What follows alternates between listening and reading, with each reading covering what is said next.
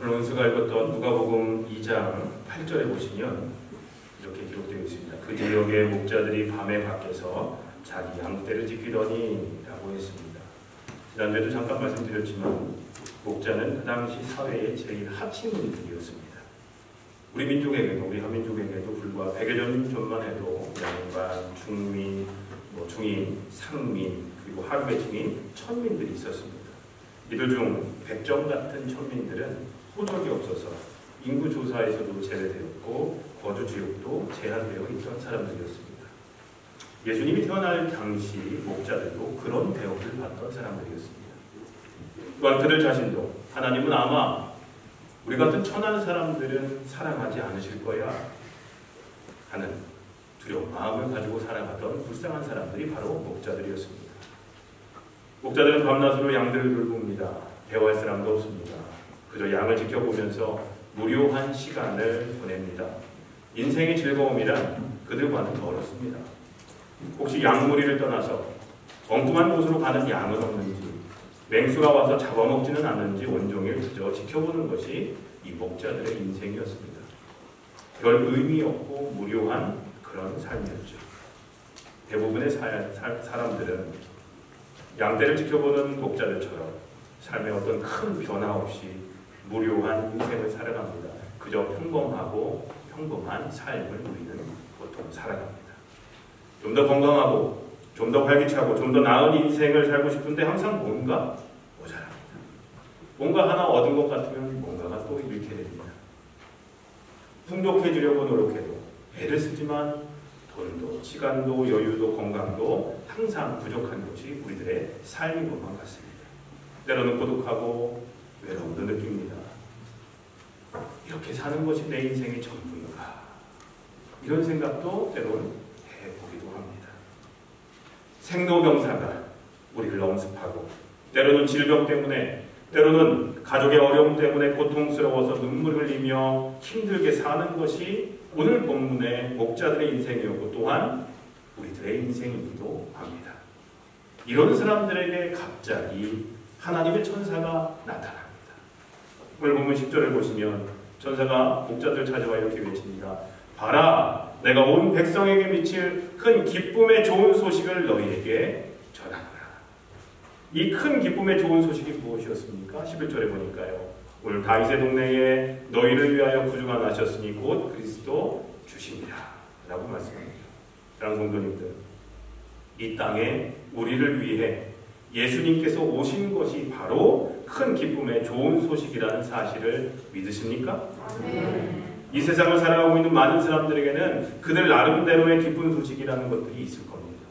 돈 없는 사람에게는 돈이 생긴다는 것이 기쁜 소식일 것이고, 몸이 약한 사람들에게는 건강을 회복할 수 있다는 소식이 기쁜 소식일 겁니다.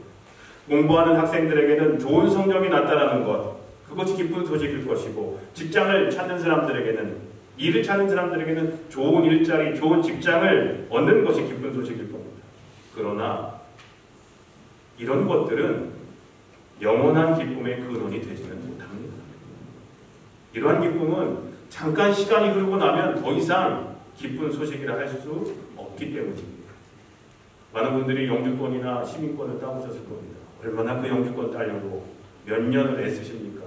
남의 집에 가서 일하시면서 모욕받으면서 일하십니까? 시민권 받으려고 얼마나 또 공부하셔요? 받고 나셔서 며칠이나 그 기쁨이 가셨습니까? 대부분 보면 일주일 뒤면 그거 딱 사라진다. 영주권 어디 있는지, 시민권 어디 있는지도 못 찾는다. 장롱에 집어넣고 뭐 그런 소리들 하지 않습니까? 그런 기쁨들은요 오래가지 못합니다.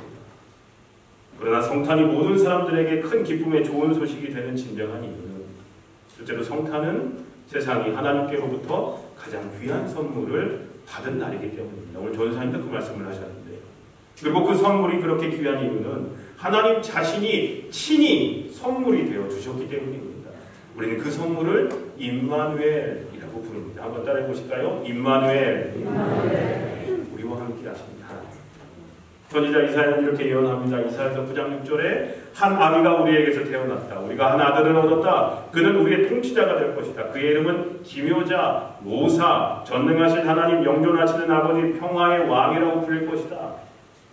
이 말씀은 우리에게 선물로 오신 예수님은 우리와 함께 하시기 위해서 직접 이 땅에 오신 하나님 바로 그분이라는 뜻입니다.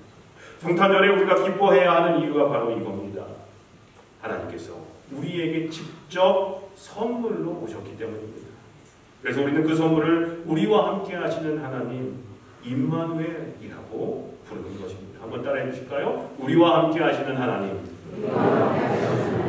그는 본래 하나님의 본체이신 하나님과 동등됨을 취할 것으로 여기지 않으시고 자기를 비워 종의 형체를 가져 사람과 같이 되었고 라는 사도 바울의 설명처럼 하나님은 인간의 몸을 입고 인간의 역사 가운데 오셔서 바로 역사의 흐름을 AD와 BC로 나누어 놓으시고 또한 인간들의 삶을 변화시켜 주신 겁니다. 우리에게 새 삶을 주시는 분, 그러한 분을 선물로 받았기에 우리는 성탄을 축하하며 기뻐해야 하는 것입니다. 둘째로 성탄이 모든 사람들에게 큰 기쁨의 좋은 소식이 되는 진정한 이유는 우리가 선물로 받은 그 선물은 인간들의 모든 문제를 능히 해결할 수 있는 궁극적인 해결자가 되시기 때문입니다. 선물도 그냥 선물이 아니라 바로 우리들이 가지고 있는 많은 모든 삶의 문제들을 다 해결해 주실 수 있는 궁극적인 해결자가 바로 그 선물이기 때문입니다. 인간의 가장 근본적인 문제가 뭐예요? 죄의 문제입니다. 먹고 사는 문제가 아니에요. 우리들의 가장 근본적인 문제는 바로 죄의 문제입니다.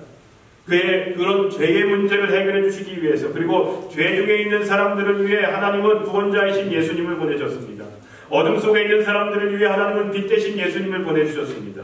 속박당한 사람들을 위해 하나님은 해방자이신 예수님을 보내주셨습니다. 패배당한 사람들을 위해 하나님은 승리자이신 예수님을 보내주셨습니다. 길을 잃고 헤매는 사람들을 위해 하나님은 목자이신 예수님을 보내주셨습니다. 배고픈 사람들을 위해 하나님은 내가 생명의 빵이라고 말씀하시면서 예수님을 보내주셨습니다. 병들어 고통 중에 있는 사람들을 위해 하나님은 참 치료자가 되시는 예수님을 보내주셨습니다. 무엇을 붙들고 살아가야 하는지 모르는 사람들을 위해 하나님은 참 진리가 되시는 예수님을 보내주셨습니다. 어느 길로 가야 할지 몰라 혼란스러워하는 사람들을 위해 하나님은 참 길이 되시는 예수님을 보내주셨습니다. 두려움과 염려와 걱정 가운데 사는 사람들을 위해 하나님은 참 평화의 왕이신 예수님을 우리에게 선물로 보내주셨습니다. 하나님은 모든 것에 부족한 저와 여러분들을 위해 외아들을 우리들에게 선물로 보내주신 겁니다. 그렇기 때문에 우리는 성탄에 이러한 귀한 선물을 예수님을 선물로 주신 하나님께 감사와 찬양을 드리며 기뻐해야 하는 것입니다. 성탄절을 보내면서 우리가 하나님께로부터 받은 선물이 얼마나 귀한 것인지를 깨닫고 우리에게 이 귀한 선물을 주신 하나님께 감사드리면서 또한 함께 기쁨을 나누는 복된 성탄절이 되시기를 기도합니다. 사랑하는 성도님들, 성탄절을 보내면서 첫째로 우리에게 영원한 생명과 소망을 주신 예수님, 하나님의 가장 귀한 선물인 예수님으로 인하여 기뻐하시기 바랍니다. 둘째로 하나님께서 우리에게 주신 귀한 복과 은혜들을 이웃들과 나누며 이웃들에게 간증하며 전도하며 나누며 그렇게 기뻐하시길 바랍니다. 여러분만 기뻐하시지 마시고 여러분들의 이웃들과 함께 이 기쁜 소식을, 이 선물을 전하는 삶이 되시기를 소원합니다. 그리고 마지막으로 우리는 하나님의 형상으로 지음을 받은 하나님의 자녀라는 자존감을 가지고 움츠러들지 마시고 나는 이 세상을 지으신 하나님의 자녀다라는 사실을 기억하면서 자존감을 가지고 우리 자신을 바라보시고 주 안에서 항상 기뻐하시는 삶이 되시기를 간절히 소망합니다. 이러한 기쁨이 우리 안에서 회복되는 복된 성탄 절기가 되시기를 성탄의 주인공이 되시는 선물로 우리에게 오신 예수님의 이름으로 간절히 기도합니다. 기도하겠습니다.